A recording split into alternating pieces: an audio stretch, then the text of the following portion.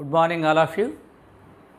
ఈరోజు మనం ఈ వీడియోలో 9th క్లాస్ ఫస్ట్ చాప్టర్ సంబంధించి వాస్తవ సంఖ్యలు 4 అంటే డే 4 లెసన్ మనం ఈరోజు చెప్పుకుంటున్నాం. దీంట్లో ముఖ్యంగా మనం కరణీయ సంఖ్యల గురించి చెప్పుకుంటాం. మరి ముందుగా మనం పార్ట్ 1, 2, 3 అనే 3 వీడియోల్లో మనం రకరకాల సంఖ్యా సమితుల గురించి, అలాగే అకరణీయ సంఖ్యలు, వాటి రూపాల గురించి చెప్పుకున్నాం. అంతేకాకుండా అభ్యాసం 1.1లో ఉన్న సమస్యలు, వాటి సాధనల గురించి కూడా మనం తెలుసుకున్నాం. ఇప్పుడు మనం ఈ కరణీయ సంఖ్యల గురించి ఇప్పుడు ఈ వీడియోలో తెలుసుకుందాం. ఓకే ఇప్పుడు మనం కరణీయ సంఖ్యల గురించి తెలుసుకుందాం. మనం ఆల్రెడీ అకరణీయ సంఖ్యల గురించి మనం పార్ట్ 1, 2, 3 వీడియోల్లో మనం తెలుసుకున్నాం. మరి అకరణీయ సంఖ్య అంటే ఏంటి?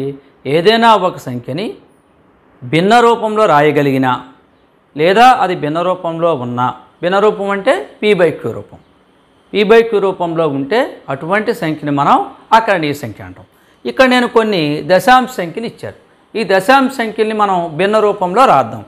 ఆ రాయగలిగినవన్నీ మనకి అకరణీయ సంఖ్యలు అవుతాయి. ఏవైతే రాయలేమో ఆ సంఖ్యలను ఏమంటారో ఇప్పుడు మనం తెలుసుకుందాం. ఓకే, ఇప్పుడు ముందు 3 తీసుకుందాం. 3ని మనం ఈ 3ని 3/10 3/1 అంటే దీన్ని మనం భిన్న రూపంలో రాసాం. అంటే ఇది యాక్చువల్గా సహజ సంఖ్య అనొచ్చు, పూర్ణాంకం అనొచ్చు, పూర్ణ సంఖ్యలు అనొచ్చు. ఇవన్నీ కూడా అకరణీయ సంఖ్యలు, ఎందుకంటే వాటిని భిన్న రూపంలో రాయగలం కాబట్టి ఇది అకరణీయ సంఖ్య. అలాగే ఇప్పుడు 3.1 దీన్ని భిన్న రూపంలో రాద్దాం. భిన్న రూపంలో ఎలా రాస్తాము? ఇక్కడ దశాంశ బిందువు తీసేస్తాం. 31 అవుతుంది. 3.1 కింద రాసుకోండి. రాసుకుని దశాంశ బిందువు తర్వాత కుడివైపున ఎన్ని స్థానాలు ఉన్నాయో చూడండి. కుడివైపున ఎన్ని స్థానాలు ఉన్నాయి? 1 స్థానం ఉంది కాబట్టి 10⁻1. ఇవన్నీ కూడా మనం పార్ట్ 1, 2, 3 వీడియోలో చెప్పుకున్నాం. కాబట్టి 31/10 అంటే ఇది కూడా అకరణీయ సంఖ్య. అలాగే ఇప్పుడు 3.17 దీన్ని మనం భిన్న రూపంలో రాయాలి. భిన్న రూపంలో రాయాలి అంటే ముందు దశాంశ బిందువు తీసేయాలి. 317 రాసేయండి. 3.17 317 రాసేయండి. బిందువు తర్వాత మనకి 2 స్థానాలు ఉన్నాయి కాబట్టి /10² వేయాలి. అంటే 2 ఉంటే 10², 1 ఉంటే 10⁻1, అదే 3 ఉంటే 10³ ఎందుకంటే దశాంశ బిందువు తీసేసి మనం మోస్తాం. అంటే దీన్ని మనం కింద ఈ భిన్నాన్ని కింద పైన మనం 100తో గుణిస్తున్నాం కాబట్టి దీన్నే మనం ఆల్రెడీ చెప్పుకున్నాం కాబట్టి డైరెక్ట్గా వేసేస్తున్నాను. 370/100 అంటే ఇది కూడా అకరణీయ సంఖ్య. అలాగే ఇక్కడికి వద్దాం. మరి దశాంశ బిందువు తర్వాత 3 స్థానాలు ఉన్నాయి కాబట్టి 3179 ఏం చేయాలి? 10³ 3 స్థానాలు ఉన్నాయి కాబట్టి /10³ వేస్తాం. కాబట్టి దీన్ని మనం మార్చుకుంటే 3179/3179/10³ అంటే ఎంత? 1000. ఇది కూడా తెలుసు కదా మనకు. 10³ పవర్ 3 ఉంటే 3 జీరోలు పెడతాం, పవర్ 2 ఉంటే 2 జీరోలు, పవర్ 1 ఉంటే 1 జీరో. కాబట్టి ఇది కూడా అకరణీయ సంఖ్య. అంటే వీటన్నిటినీ కూడా మనం భిన్న రూపంలో మార్చుకోగలుగుతున్నాం. సరే ఇక్కడికి వద్దాం. తర్వాత చూడండి దశాంశ బిందువు 4 స్థానాలు ఉన్నాయి. 31793/10⁴ అంటే 31793/10,000. నా పవర్ 4 ఉంది కాబట్టి 4 జీరోలు పెట్టాం. ఇది కూడా అకరణీయ సంఖ్య. ఇంకా మనం దీనికి వద్దాం. దీంట్లో అనంతమైన స్థానాలు ఉన్నాయి. ఎన్ని స్థానాలు ఉన్నాయో మనకు తెలియదు, కానీ ఇవన్నీ కూడా ఆవర్తితం అవుతున్నాయి. మనం ఆవర్తితం అయితే మనం మార్చడం మన పార్ట్ 1, 2, 3 వీడియోలో మనం చెప్పుకున్నాం. ఎలా అనుకున్నాం? x కింద తీసుకున్నాం, 10x కట్టాం. ఈ రకంగా దీన్ని మనం మార్చినట్టయితే దీన్ని మార్చగలం. 28/9 వస్తుంది. 28/9 ఇది మీరు తర్వాత మార్చండి. ఈ మార్పు చేయడం మనం ఆల్రెడీ చెప్పుకున్నాం కాబట్టి ఇది కూడా అకరణీయ సంఖ్య. మనం ఆల్రెడీ చెప్పాం అకరణీయ సంఖ్యలు యొక్క రూపాల్లో చెప్పాం. దశాంశ బిందువు తర్వాత స్థానాలు ఏమవ్వాలి? ఆగిపోవాలి. ఓకే, అంటే అంతమయ్యే దశాంశ స్థానాలు ఉండాలి. ఇక్కడ 1 అంతమైపోయింది, 2 అంతమైపోయింది, 3 అలాగే ఇక్కడ 4 అంతమైపోయాయి. అంటే దశాంశ బిందువు తర్వాత స్థానాలు అంతమయ్యే దశాంశ బిందువుల్ని మనం అకరణీయ సంఖ్యలు అంటారని చెప్పుకున్నాం. లేదా ఆవర్తితమయ్యే దశాంశ సంఖ్యలు కూడా అకరణీయ సంఖ్యలు అవుతాయని మనం ఆల్రెడీ చెప్పుకున్నాం. ఇప్పుడు ఇది చూడండి, ఇది ఈ దశాంశ బిందువు తర్వాత ఎన్ని స్థానాలు ఉన్నాయి, అలా వచ్చేస్తూనే ఉన్నాయి, అంటే అనంతమైన స్థానాలు వస్తున్నాయి. కాబట్టి దీన్ని మనం ఇప్పుడు భిన్న రూపంలో రాయాలంటే ఎలా రాస్తాము? దశాంశ బిందువు తీసేస్తాం, ఓకే. బై వేసినప్పుడు 10 పవర్ ఎంత రాయాలి? 3 ఉంటే 10³ 4 ఉంటే 10⁴. కానీ ఇక్కడ దశాంశ బిందువు తర్వాత అనంతమైన స్థానాలు ఉన్నాయి కాబట్టి 10 పవర్ కింద మనం రాయలేం, బై రూపంలో రాయలేం. కాబట్టి దీన్ని మనం భిన్న రూపంలో రాయలేం, భిన్న రూపంలో రాయలేము. కాబట్టి ఇలా భిన్న రూపంలో రాయలేని సంఖ్యల్ని ఏమంటారు అంటే కరణీయ సంఖ్యలు అంటారు. ఇది ఒక కరణీయ సంఖ్య. అంటే p/q రూపంలో దీన్ని రాయలేము. ఎందుకు రాయలేము? దశాంశ బిందువు తర్వాత అనంతమైన స్థానాలు ఉన్నాయి. పోనీ అవి ఏమైనా ఆవర్తితమవుతున్నాయి అంటే ఆవర్తితం అవ్వట్లేదు, ఆవర్తితము అవ్వట్లేదు, అంతం అయిపోవట్లేదు, ఆగిపోవట్లేదు. ఇటు ఆగిపోవాలి ఇలాగా, లేదా ఆవర్తితం అయిపోవాలి. అంతం కానీ ఆవర్తితం కానీ అయితే అది మనకి అకరణీయ సంఖ్య అవుతుంది. ఇది అంతము అవ్వట్లేదు, ఆవర్తితము అవ్వట్లేదు. కాబట్టి అంటే దీనికి ఒక పద్ధతి లేదనమాట. దీనికి ఒక పద్ధతి ఉంది, ఆగిపోయింది ఒక పద్ధతి ఉంది, లేదా దీనికి ఒకే రకమైనటువంటి సంఖ్య వస్తుంది. కాబట్టి ఇది దీనికి పద్ధతి. ఇలా పద్ధతిగా ఉన్న సంఖ్యలను ఏమంటారంటే మనకి అకరణీయ సంఖ్యలు అంటారు. ఇలా పద్ధతి లేకుండా ఇష్టం వచ్చినట్టు వస్తూ ఇటు అంతము అవ్వకుండా ఆవర్తితము అవ్వకుండా ఉంటే అటువంటి వాటిని మనం కరణీయ సంఖ్యలు అంటారు. వీటిని ఇంగ్లీష్లో ఏమంటారు అంటే ఇర్రేషనల్ నెంబర్స్ అంటారు. Irrational numbers. అకరణీయ సంఖ్యల్ని మనం రేషనల్ నెంబర్స్ అంటాం. ఆ 2 పాయింట్లు గుర్తుపెట్టుకోండి. అంటే రేషనల్ అంటేనే క్రమ పద్ధతి అని అర్థం.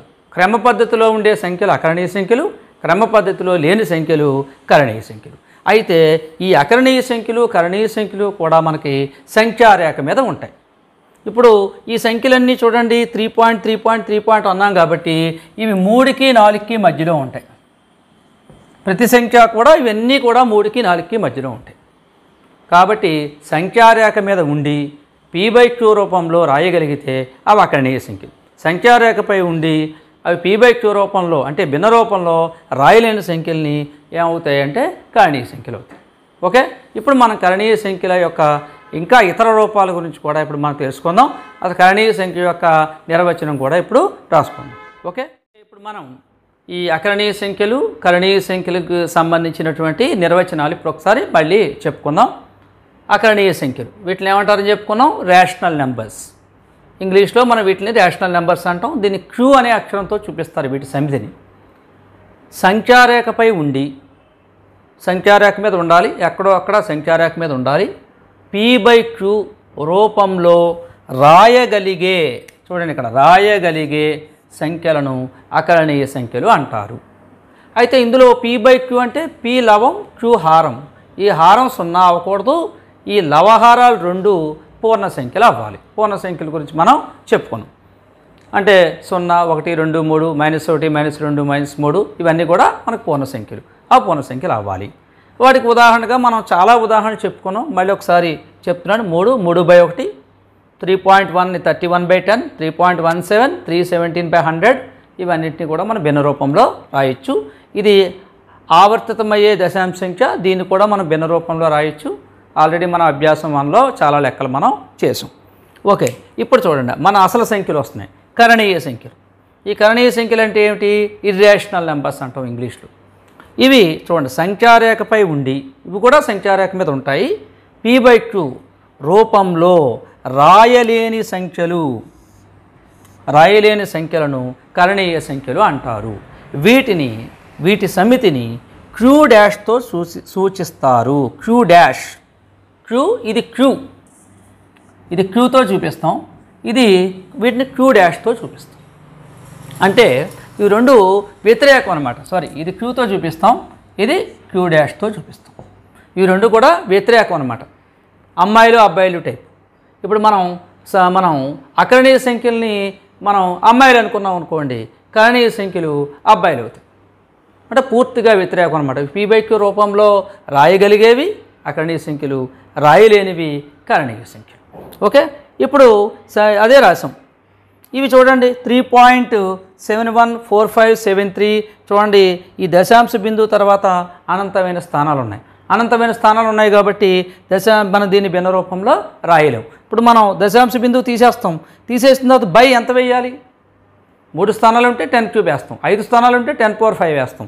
కాబట్టి అనంతమైన స్థానాలు ఉన్నాయి కాబట్టి దీన్ని మనం భిన్న రూపంలో రాయలేం.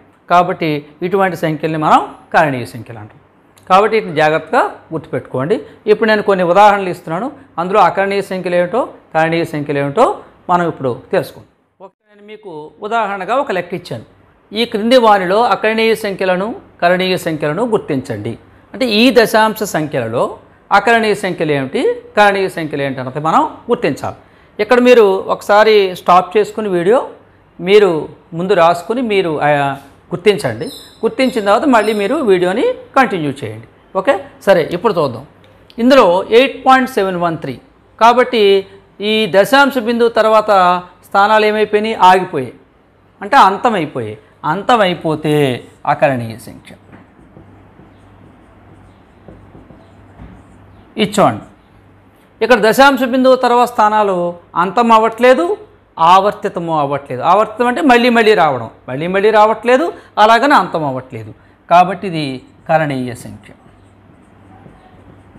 వాడు గుర్తుపెట్టుకోండి, అంతమైపోతే అకరణీయ సంఖ్య, అంతం అకరణీయ సంఖ్య, అంతం కాలేదు కరణీయ సంఖ్య, లేదా ఆవర్తితం మళ్ళీ అకరణీయ సంఖ్య. ఆరు ఉన్నవన్నీ రెండు కూడా అంతం ఆవర్తితం మనకి అకరణీయ సంఖ్య. ఓకే, అలాగే ఇప్పుడు చూద్దాం. ఇందులో ఇది ఆవర్తితం, మళ్ళీ ఆవర్తితం అనగానే అకరణీయ సంఖ్య.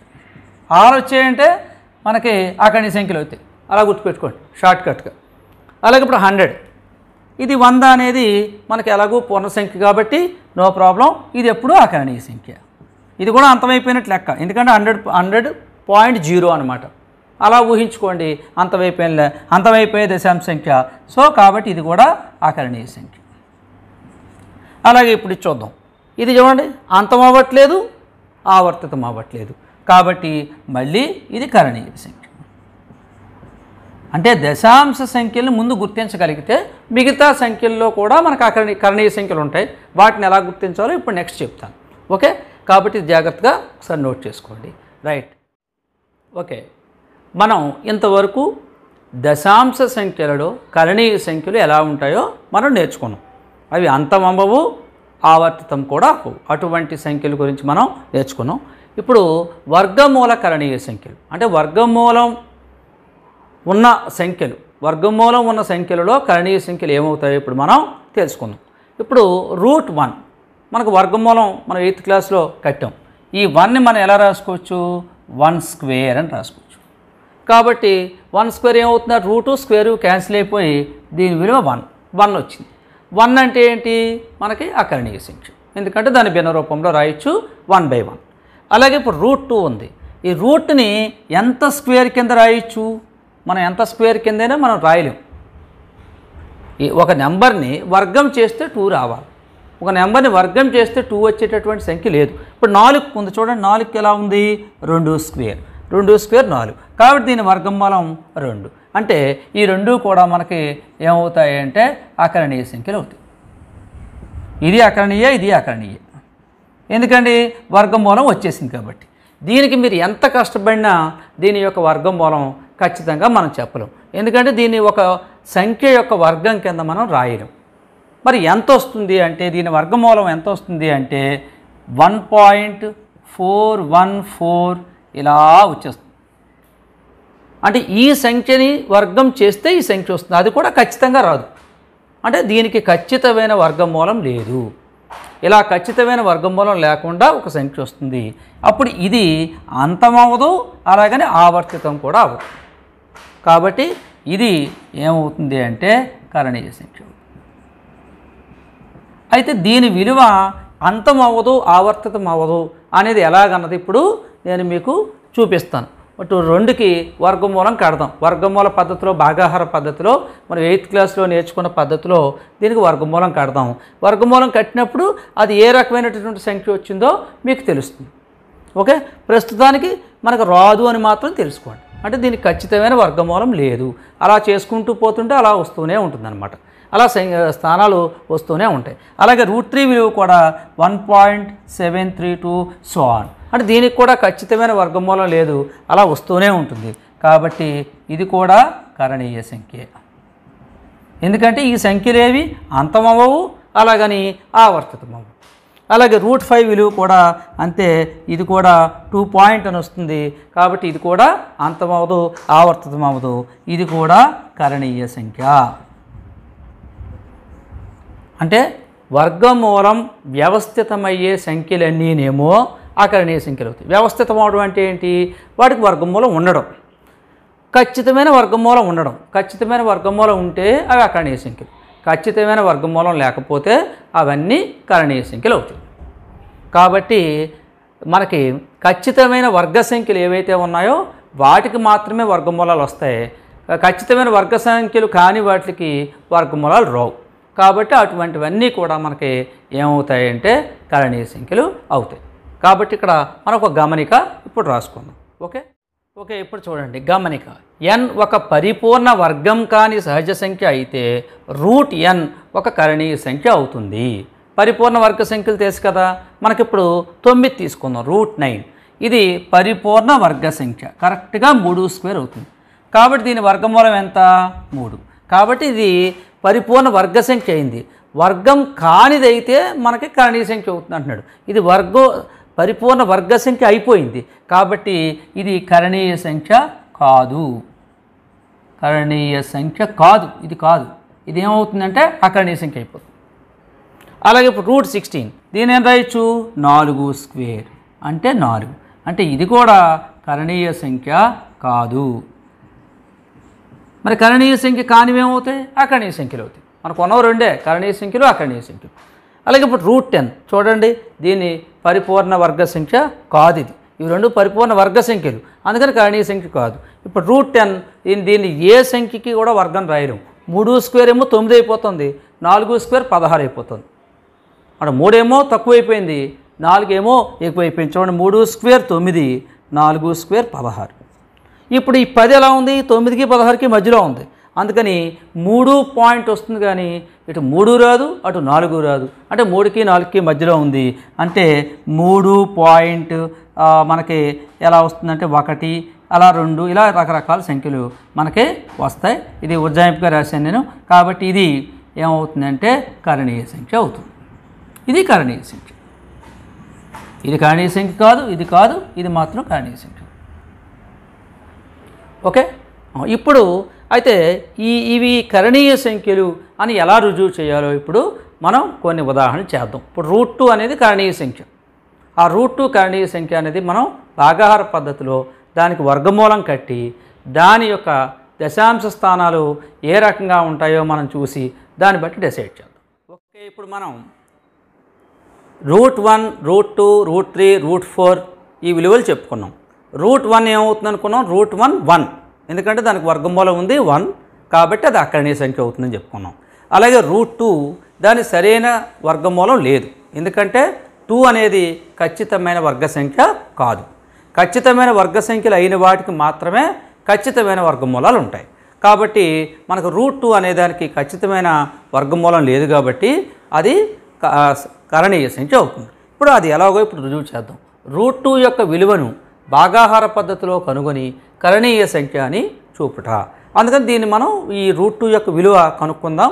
కనుక్కుని దానికి వచ్చినటువంటి దశాంశ స్థానాలని బట్టి మనకు అది ఏ సంఖ్య ఇప్పుడు అది కరణీయ సంఖ్య అని ఇప్పుడు మనం రుజువు చేద్దాం. ఇప్పుడు ఏం చేద్దాం? భాగాహార పద్ధతిలో దీనికి వర్గమూలం కడదాం. భాగాహార పద్ధతిలో వర్గమూలం మనం కనుగొనే పద్ధతి మనం 8th క్లాస్లో నేర్చుకున్నాం. కాబట్టి అలాంటప్పుడు ఏం చేయాలి అంటే 2కి వర్గమూలం కట్టాలి. అప్పుడు మనం 2కి ఎలాగో వర్గమూలం డైరెక్ట్గా లేదు కాబట్టి దీనికి పక్కన మనం 0లు పెట్టుకోవాలి. చాలా ఈజీ, ఒక్కసారి అర్థం చేసుకుంటే ఈజీగా ఎన్ని క్వశ్చన్లైనా చేయొచ్చు. మనకి 2 తర్వాత 2 యొక్క వర్గమూలం కట్టేటప్పుడు ఎన్ని దశాంశ స్థానాలు కావాలో చూసుకోండి. సాధారణంగా 3 దశాంశ స్థానాలు అయితే సరిపోతుంది. 3 కావాలంటే 6 సున్నాలు పెట్టుకోవాలి. అదే 4 కావాలనుకోండి 8 సున్నాలు పెట్టుకోవాలి. 5 స్థానాలు కావాలనుకుంటే 10 సున్నాలు పెట్టుకోవాలి. నేను 3 స్థానాల వరకు చెప్తున్నాను. అందుకని 6 సున్నాలు తీసుకున్నాను. తీసుకుని చూడండి 2 2 2 ఇలా దూరంగా పెట్టుకోండి. 2 2 2 మళ్ళీ 2కి కూడా ఒక బార్ పెట్టండి. ఓకే, ఇప్పుడు 2కి వర్గమూలం చేయాలి, చూడాలి ఫస్ట్. ఎందుకంటే అప్పుడు ఎలా చూస్తాం, 1 1 1 1 1 1 1 2 2s 4 ఎక్కువైపోయింది కాబట్టి 1 1s 1 1 వేసుకోండి. 1 వేసుకుని దీంట్లోంచి ఇది తీసేయండి, అంటే 1 వచ్చింది. తర్వాత ఏం చేయాలి, అప్పుడు 2 స్థానాలు దించుకోవాలి. ఇవన్నీ కూడా మనం 8th క్లాస్లో చేసాం. 2 స్థానాలు దించుకున్నాం. ఇప్పుడు ఏం చేయాలి ఇప్పుడు మనం ఈ 1ని ఇక్కడ ఉన్నటువంటి 1ని డబల్ చేయాలి, 2 చేయాలి. ఇక్కడ ఉన్నటువంటి 1ని 2 చేయండి, డబల్ చేయండి. 2 చేసి దీని పక్కన ఏ సంఖ్య రాస్తే ఆ సంఖ్యతో గుణకారించాలి. నేను 1 రాశాను, 1తో గుణకారించండి. 1 21 21 అంటే ఏమైంది, తక్కువైపోయింది. మనం 100 వచ్చే వరకు చూడాలి కాబట్టి వద్దు. ఈసారి ఏం చేద్దాం, 2 తీసుకుందాం. 2 × 22 44 ఇంకా సరిపోవట్లేదు, తీసేయండి. ఈసారి ఏం చేద్దాం, 3 తీసుకుందాం. ఎంతైంది, 69. 3 23 69 ఇంకా సరిపోవట్లేదు. ఈసారి ఏం చేద్దాం, 4 తీసుకుందాం. 4తో గుణకారించండి. 4 24 96 సరిపోయింది. ఇప్పుడు 5 తీసుకున్నాం అనుకోండి, 25. 5 తీసుకుంటే 5 25 125 అయిపోతుంది, ఎక్కువ అయిపోతుంది. కాబట్టి ఎంతవరకు ఉందో అంతవరకు తీసుకోవాలి. అప్పుడు 96. 96ని మైనస్ చేసేయండి. ఎంత తీసుకున్నాం, సంఖ్య 4 తీసుకున్నాం.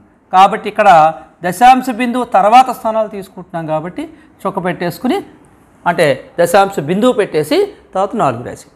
ఇప్పుడు 100లో 96 తీసేయండి, ఎంత వచ్చింది, 4. కాబట్టి ఇప్పుడు మళ్ళీ ఏం చేస్తాం, 2 జీరోలు తీసుకున్నాం కదా, ఇప్పుడు ఇంకో 2 జీరోలు దించుకోండి, 400. ఇప్పుడు ఏం చేయాలి, మళ్ళీ సేమ్ ప్రొసీజర్ ఫాలో అయిపోండి. ఏం చేయాలి, ఇక్కడ ఉన్నదాన్ని డబల్ చేయండి. ఇక్కడ 14 ఉంది, 28 చేయండి. ఈ దశాంశ బిందువు చూడకండి, ఈ బిందువు చూడకండి, 14కి అనుకుని 28 చేయండి. ఇప్పుడు పక్కన ఏ సంఖ్య ఉంటే ఆ సంఖ్యతో గుణకారించాలి. 1 వేసుకున్నాం అనుకోండి, ఇంటూ 1 ఎంత అయింది, 281 అయింది. సరిపోతుందా ఎక్కువవుతుందో చూడండి. వాళ్ళు 2 వేసుకున్నాం అనుకోండి, అప్పుడు ఏమవుతుంది, ఎక్కువైపోతుంది. కాబట్టి 1 వేసుకోండి. 281 281 వేసేయండి, అంటే 1 పెట్టుకోండి, తీసేయండి. 10లో చూడకపోతే 9 1 1 119 వచ్చింది. ఇప్పుడు మళ్ళీ ఏం చేయాలి, మళ్ళీ ఇంకో 2 స్థానాలు దించుకోండి. 2 జీరోలు చూడండి, ఈ 2 జీరోలు ఇవి, ఈ 2 జీరోలు ఇవి, ఈ 2 జీరోలు ఇవి. ఇప్పుడు మళ్ళీ మనం ఏం చేయాలి, సేమ్ ప్రొసీజరు, దీన్ని మళ్ళీ డబల్ చేయాలి. 141ని డబల్ చేయండి, 242. పక్కన ఏ సంఖ్య వేసుకుంటే ఆ సంఖ్యతో గుణకారించాలి. 1 వేసుకుంటే సరిపోదు, 4 వేసుకోండి. 4 వేసుకుంటే సరిపోతుంది. 4 4 16 1 4 2 8 1 9 4 4 16 1 4 2 8 1 9 96 తీసేయండి. 4 0 ఇక్కడ మనం అప్పు తెచ్చుకున్నాం కాబట్టి 8 6 2 తర్వాత 2 ఇలా. ఇంకా అలాగ మళ్ళీ ఇంకో 2 ఇంకా కావాలనుకుంటే మనం ఇంకా జీరోలు పెట్టుకోవచ్చు. ఇప్పుడు ఎంత తీసుకున్నాం, 4. ఇలా మనకు వస్తూనే ఉంటుంది. కాబట్టి √2 విలువ ఎంత అంటే 1.414 సో అంటే 3 స్థానాల వరకు కనుక్కున్నాం. మీరు సరదాగా ఇంకా కొంచెం ఎక్కువ స్థానాల వరకు కనుక్కోవాలంటే ఇంకో 2 సున్నాలు పెట్టుకుంటుంటే ఇంకొక స్థానం వస్తూ ఉంటుంది. అయితే దీని విలువ అంతం అవ్వదు, అలాగే ఆవృతం కూడా అవ్వదు. అంతము అవ్వదు, ఆవృతము అవ్వదు, ఇలా వస్తూనే ఉంటుంది. మీరు 2 జీరోలు పెడుతుంటే అలా కంటిన్యూ అవుతూనే ఉంటుంది. కాబట్టి దీని విలువ ఏమని చెప్పచ్చు, అంతం కానీ ఆవృతం కానీ దశాంశ సంఖ్య వచ్చింది కాబట్టి ఈ √2 అనేది ఒక కరణీయ సంఖ్య అవుతుంది. ఓకే, ఇప్పుడు √3 విలువను కూడా మనం ఇదే పద్ధతిలో కనుక్కుందాం. ఓకే, రెండవ ఉదాహరణ చేద్దాం. √3 యొక్క విలువను భాగాహార పద్ధతిలో కనుగొని కరణీయ సంఖ్య అని చూపము. ఈ √3 కూడా కరణీయ సంఖ్య. మళ్ళీ √4 దాని వర్గమూలం 2 కాబట్టి అది మళ్ళీ అకరణీయ సంఖ్య అవుతుంది. మళ్ళీ √5 √6 √7 √8 మళ్ళీ ఇవన్నీ కరణీయ సంఖ్యలు అవుతాయి, ఎందుకంటే వాటికి వర్గమూలాలు లేవు కాబట్టి. వర్గమూలాలు ఉన్న సంఖ్యలేమో అకరణీయ సంఖ్యలు, వర్గమూలాలు ఖచ్చితమైన వర్గమూలాలు లేని సంఖ్యలన్నీ కూడా మన కరణీయ సంఖ్యలు అవుతాయి. ఇప్పుడు √3 చూద్దాం. కాబట్టి మళ్ళీ మనం ఏం చేయాలి, దీని యొక్క వర్గమూలాన్ని భాగాహార పద్ధతిలో 8th క్లాస్లో మనం చేసినట్టుగా చేయాలి. ఎన్ని స్థానాలు చేద్దాం? 3 స్థానాలు చేద్దాం. మీరు ఇంకా కావాలనుకుంటే ఇంకా జీరోలు పెట్టుకుని చేయండి. 3 స్థానాల వరకు సాధారణంగా సరిపోతుంది. కాబట్టి ఇప్పుడు మనం ఏం చేయాలి? మళ్ళీ సేమ్ ప్రొసీజర్ అటు ఇటు గీతలు పెట్టుకుంటాం. ఈ 3 0 0 0 సెపరేషన్ చూపించుకోవాలి. 0 0 2 జీరోలు 0 2 జీరోలు మళ్ళీ 3. ఇప్పుడు మళ్ళీ 3కి వర్గమూలం చూద్దాం. 1 1 1 అంటే 1 తీసేయండి. 3లోంచి 1 తీసేస్తే 2. తర్వాత ఏం చేయాలి? ఈ 2 జీరోలు కింద దించుతాం. భాగాహార పద్ధతిలో భాగాహారంలో ఎలా అయితే తీస్తామో అయితే ఇక్కడ 2 స్థానాలు కిందకు తీసుకురావాలి. 2 జీరోలు తీసుకొచ్చు. ఇప్పుడు మళ్ళీ మనం ఏం చేయాలి? ఈ సంఖ్యని డబల్ చేయాలి. 2 దీని పక్కన ఏ సంఖ్య రాస్తే అదే సంఖ్యతో గుణకారించాలి. సపోజ్ 4 వేసామనుకోండి 24 అవుతుంది. ఇంటూ 4తో గుణకారించాలి. 4 24 96 సరిపోవట్లేదు. ఇంకా కొంచెం పెద్ద సంఖ్య చూద్దాం. 6 వేసుకుందాం. 26 అయింది. దాన్ని 6తో గుణకారించాలి. ఏ సంఖ్య వేస్తే ఆ సంఖ్యతోనే గుణకారించాలి. 26 6లు ఎంత అవుతుంది? 6 20 120 6 30 156 అయింది. సరిపోవట్లేదు. 7 వేద్దాం. 7 7 49 4 7 2 18 4 49 4 7 2 14 14 4 18 189. కాబట్టి 189 వేసి ఓకే. కాబట్టి పాయింట్, ఎందుకంటే పాయింట్ స్థానం వచ్చేసింది కాబట్టి 0.7 తీసేయండి. ఎంత అవుతుంది? 289 తీసేస్తే 11. ఈసారి మళ్ళీ ఈ 2 జీరోలు దించండి. మళ్ళీ సేమ్ ప్రొసీజర్. దీన్ని డబల్ చేయాలి. 17ని డబల్ చేయండి. 34. పక్కన ఏ సంఖ్య వేస్తే అదే సంఖ్యతో గుణించాలి. 3 వేసుకోండి. 3 వేసుకుంటే కరెక్ట్గా సరిపోతుంది. 3 3 9 3 4 12 1 3 3 9 1 10 10 29. చూడండి, 4 అయితే ఎక్కువైపోతుంది, 2 అయితే తక్కువైపోతుంది. కాబట్టి 3. మళ్ళీ 1 ఇక్కడ 9 ఉంది. 9 నుంచి 2 పోతే 7. ఇక్కడ 71. మళ్ళీ 2 సున్నాలు తీసుకో. మళ్ళీ సేమ్ ప్రొసీజర్. 173ని డబల్ చేయండి. 6 4 346 346. మళ్ళీ పక్కన ఏ సంఖ్య వేస్తే అదే సంఖ్యతో గుణకారించాలి. ఇక్కడ 2 వేసుకోండి. 2 అయితే కరెక్ట్గా సరిపోతుంది. 2 వేసుకుంటే 2 2 4 2 4 12 1 2 సరిపోతుంది. 1 వేస్తే తక్కువైపోతుంది. 12 1 8 1 9 2 3 6 69 24. చూడండి సరిపోయింది. కాబట్టి మళ్ళీ ఇక్కడ విలువ వచ్చేస్తుంది. అంటే 2 ఇంకా సరిపోతుంది. 3 స్థానాలు కట్టాం మనం. కాబట్టి ఈ √3 విలువ ఎంత అంటే 1.732. ఇక్కడతో ఆగిపోలేదు, ఇంకా ఇలా కంటిన్యూ అయిపోతూనే ఉంటుంది. మీరు ఎన్ని డబల్ జీరోస్ పెట్టుకుంటే అన్ని స్థానాలు వస్తూనే ఉంటాయి. కాబట్టి ఈ √3 విలువ కూడా √3 విలువ ఎంత అంటే 1.732 సో ఆన్ అని చెప్పాలి. అనంత స్థానాలు వస్తూ ఉంటాయి. అవేవి అంతం అవ్వవు, ఆవర్తితం కూడా అవ్వవు. కాబట్టి √3 కూడా ఒక కరణీయ సంఖ్య. ఇప్పుడు మనం మరి ఒక టేబుల్, ఈ సంఖ్యలకు సంబంధించినటువంటి ఒక పట్టిక ఇస్తున్నాను. ఇప్పుడు చూడండి, √1 దాని విలువ 1 కాబట్టి అది అకరణీయ సంఖ్య. ఎందుకంటే దాని వర్గమూలం √1 యొక్క వర్గమూలం 1 కాబట్టి అది అకరణీయ సంఖ్య అయిపోయింది. √2 దీనికి ఖచ్చితమైన వర్గమూలం లేదు. ఇప్పుడే మనం కనుక్కున్నాం 1.414 ఇక్కడ వరకు కనుక్కున్నాం. ఇంకా మనం కనుక్కుందాం అనుకుంటే ఇంకా జీరోలు పెట్టుకుంటుంటే ఇంకా స్థానాలు వస్తూ ఉంటాయి. 2 1 3 5 సో ఆన్ అలా వస్తూనే ఉంటాయి. కాబట్టి ఇది కరణీయ సంఖ్య. అలాగే √3 విలువ 1.732 మనం ఇంతవరకు కనుక్కున్నాం, ఇంకా వస్తూనే ఉంటాయి, కరణీయ సంఖ్య. అలాగే √4 ఇది ఖచ్చితమైన వర్గమూలం ఉంది దీనికి 2 కాబట్టి మళ్ళీ ఇది అకరణీయ సంఖ్య. అలాగే √5 ఖచ్చితమైన వర్గమూలం లేదు, 2.236067 అలా వస్తూనే ఉంటుంది.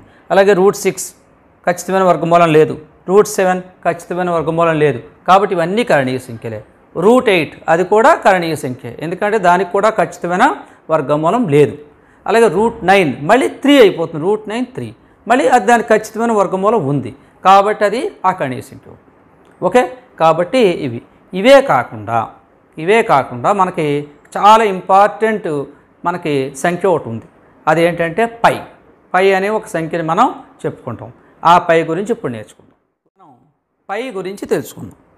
పై అంటే ఇది మనకి 7th క్లాస్లో కూడా వచ్చింది, 8th క్లాస్లో వచ్చింది. పై విలువ మనం మామూలుగా అయితే 22/7 అని వేస్తాం. అదేంటంటే అది ఉజ్జాయింపు విలువ అనమాట, ఖచ్చితమైన విలువ కాదు. అసలు ఇంతకీ పై అంటే ఏమిటంటే మీరు ఒక 4 వృత్తాలు తీసుకోండి, చిన్నది కొంచెం పెద్దది ఇంకా పెద్దది ఇంకా పెద్దది 4 వృత్తాలు తీసుకుందాం. దీని చుట్టూరా ఉండే ఈ లెంగ్త్ని, ఈ పొడవుని ఏమంటారంటే పరిధి అంటారు. వృత్త పరిధి అంటే ఈ చుట్టూరా ఉండే లెంగ్త్. అంటే మనం ఒక దారం కట్టి ఇలా ఒక దారం పెట్టి దాన్ని ఇలా స్ట్రైట్గా తీసి కొలిచామనుకోండి, అదే వృత్త పరిధి. దీన్ని వ్యాసము అంటారు. అయితే ఎత్తు పెట్టుకోండి, ఈ ఎత్తునే మనం వ్యాసము అంటాం. అలాగే దీని చుట్టూరా ఉండే లెంగ్త్ మళ్ళీ వృత్త పరిధి అంటాం. ఈ వృత్త పరిధిని ఏమని చూపిస్తారంటే మనకి సి అనే అక్షరంతో చూపిస్తారు. ఈ వ్యాసాన్ని డి అనే అక్షరంతో చూపిస్తారు. ఇంగ్లీష్లో డయామీటర్ అంటారు దీన్ని, డయామీటర్ డి. అలాగే ఇది డి, ఈ చుట్టూరా ఉండే లెంగ్త్ సి, సర్కంఫీరెన్స్ అంటాం ఇంగ్లీష్లో, అందుకే సి పెట్టారు. సి కానీ ఎస్ కానీ ఏదైనా పర్వాలేదు. అలాగే ఇప్పుడు దీని చుట్టూరా ఉండే లెంగ్త్ మళ్ళీ సి, దీని ఎత్తు ఇదే వ్యాసం, దాని ఎత్తే వ్యాసం అవుతుంది. అలాగే నెక్స్ట్ అలాగే ఇది వృత్తం, మళ్ళీ దీని చుట్టూరా ఉండే లెంగ్త్ సి, వ్యాసము డి. ఈ సిని అంటే ఈ వృత్త పరిధిని ఈ ఎత్తు అంటే ఈ వ్యాసంతో భాగిస్తే దీని విలువ ఎప్పుడు అన్ని వృత్తాలకి ఒకేలా వస్తుంది. దాని విలువ ఎంత అని చాలామంది కనిపెట్టడానికి ట్రై చేశారు. దాని విలువ ఎంత వస్తుందంటే 1415 సో ఆన్ అలా వస్తూనే ఉందన్నమాట. అంటే ఖచ్చితంగా రావట్లేదు. ఎందుకు ఖచ్చితంగా రావట్లేదంటే ఈ చుట్టూరా ఉండే లెంగ్త్ రౌండ్ లెంగ్త్. ఈ రౌండ్ లెంగ్త్ను కొలిచే మన దగ్గర కొలిచేటటువంటి సాధనాలు మన దగ్గర లేవు. ఎందుకంటే దాన్ని మనం ఈ రౌండ్గా ఉన్నదాన్ని ఇలాగ విడదీసినప్పుడు ఇలాగ కంటిన్యూ చేసినప్పుడు దాంట్లో ఉన్న పాయింట్స్ విలువలు మారిపోతాయి. దానివల్ల దీని యొక్క చుట్టూరా ఉండే ఈ లెంగ్త్ని కొలవడం కొంచెం కష్టం. కాబట్టి దాని విలువను ఎప్పుడైతే మనం ఖచ్చితంగా కొలవలేకపోతున్నామో అందుకే దీని విలువ కూడా మనం ఖచ్చితంగా చెప్పలేకపోతున్నాం. కానీ దాని విలువ మాత్రం అలా వస్తూనే ఉంది. అది అంతం అవ్వట్లేదు, అలాగని ఆవర్తితం కూడా అవ్వట్లేదు. కాబట్టి మనకి పై విలువ ఏంటి అని అడిగితే ఏం చెప్పాలి అంటే పై విలువ ఒక కరణీయ సంఖ్య. సో రాయండి, పై విలువ ఎంత అంటే 3.1415 సో ఆన్. మనకు టెక్స్ట్ బుక్లో చాలా మొత్తం ఉంది, చాలా మటుకు ఉంది. ఇవి అలా అంతం అవ్వదు, ఇది అలాగని ఆవృతం కూడా అవ్వదు. చాలా స్థానాలు బాగా 20-30 స్థానాల దాకా వాళ్ళు ఇచ్చారు. రకరకాలుగా కూడా వాళ్ళు చాలామంది కంప్యూటర్స్ ఉపయోగించి కూడా పై విలువని కొన్ని మిలియన్ స్థానాల వరకు కూడా కనుక్కున్నారు. కానీ ఏది ఏమైనా అది అంతం అవ్వట్లేదు, ఆవర్తితం కూడా అవ్వట్లేదు. కాబట్టి పై విలువ ఎంత అంటే 3.1415 సో ఆన్. అయితే ఇది ఉజ్జాయింపుగా 22/7కి సరిపోతుంది. కాబట్టి పై యొక్క ఉజ్జాయింపు విలువ ఎంత అంటే పై యొక్క ఉజ్జాయింపు విలువ ఈజ్ ఈక్వల్ టు 22/7. 22/7 అసలు విలువ కాదు, ఉజ్జాయింపుగా మనం 22/7 వేస్తాం. అసలు విలువ మాత్రం ఇది. అయితే ఈ అసలు విలువలోంచి ఒక పాయింట్ తీసుకున్నారు. ఈ 3.1415 కదా, ఈ 14 అనేది డేట్ అనుకోండి, తేదీ. ఈ 3 అనేది నెల, ఓకే, ఇది మంత్. అప్పుడు ఏమవుతుంది, 14వ తారీఖు 3వ నెల అంటే 14th మార్చ్. ఈ 14th మార్చ్నే ఏమన్నారంటే పై డే. అంతేకాకుండా అదే రోజు ఐన్స్టీన్ బర్త్డే కూడా జరిగింది. కాబట్టి ఆయన కూడా ఒక మ్యాథమెటిషియన్ అండ్ ఫిజిక్స్ కూడా చెప్పినప్పటికీ అందుకని ఆయన పేరు మీద కూడా కలిసి వచ్చింది అనుకోకుండా మొత్తం మీద పై డే ఎంత అంటే 14th మార్చ్. అలాగే ఇందులో కూడా ఒక విషయం చెప్పారు, 22nd జూలై, 22వ తారీఖు 7వ నెల అంటే జూలై. ఇది పై యొక్క ఉజ్జాయింపు దినం, అప్రాక్సిమేట్ డే అంటారు. ఉజ్జాయింపు దినం పై యొక్క అప్రాక్సిమేట్ డే. ఓకే, కాబట్టి ఈ పాయింట్స్ కూడా మీరు గుర్తుపెట్టుకోండి. ఈ పైకి సంబంధించి క్విజ్ వాటిల్లో ఎక్కువగా ప్రశ్నలు అడుగుతూ ఉంటారు, చాలా ఇంపార్టెంట్ ప్రశ్నలు. అవి ఒకసారి గుర్తుపెట్టుకోండి. ఫస్ట్ క్వశ్చన్ పై విలువ ఎంత అంటే ఏం చెప్పాలి, 3.1415 సో ఆన్. ఇంకోటి కూడా రాసుకోండి, కరణీయ సంఖ్య. పై ఏ సంఖ్య అని అడిగితే కరణీయ సంఖ్య అని కూడా చెప్పండి. తర్వాత పై డే ఏమిటి అని అడుగుతారు, మార్చ్ 14th, అదొకటి గుర్తుపెట్టుకోండి. పై యొక్క ఉజ్జాయింపు విలువ ఎంత అంటారు, 22/7. అలాగే పై యొక్క ఉజ్జాయింపు రోజు ఏమిటి, అప్రాక్సిమేట్ డేట్ ఏంటి అంటే 22 జూలై. అలాగే పై విలువను కనుక్కున్న మొదటి గ్రీకు శాస్త్రవేత్త ఎవరు, ఫస్ట్ స్టార్టింగ్లో పై విలువను కనుక్కున్నవాడు ఎవరు అంటే ఆర్కిమిడిస్, ఇది కూడా గుర్తుపెట్టుకోండి.